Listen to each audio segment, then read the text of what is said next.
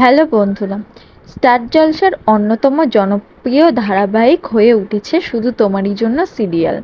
এই সিরিয়ালে প্রত্যেক সপ্তাহে দারুণ টিআরপি দিচ্ছে এবং প্রত্যেক সপ্তাহে একটি করে নতুন প্রোমো আনার চেষ্টা হচ্ছে।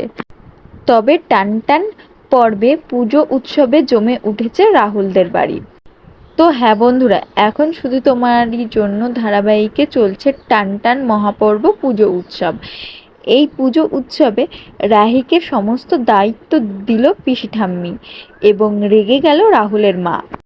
পিসি ঠাম্মি যখন সমস্ত পুজোর দায়িত্ব রাহির হাতে তুলে দেয়, তখন রাগে অভিমানে রাহুলের মা পুজোতে আসবে না পরিষ্কারভাবে জানিয়ে দেয়।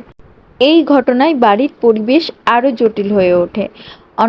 অন্যদিকে তিতলির পরিস্থিতিও কম নাটকীয় নয়।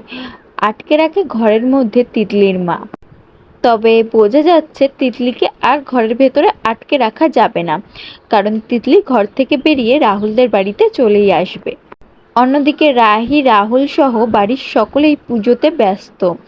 সবকিছু যাতে ভালোভাবে হয়, সুস্থভাবে হয়, এই জন্য জোর কদমে আয়োজন চলছে।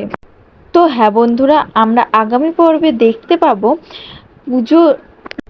পুজোর দিনে রাহুলদের বাড়িতে তিতলি চলে এসেছে এবং এই তিতলির আশা উত্তেজিতই এখন নাটকীয় মেন উৎস।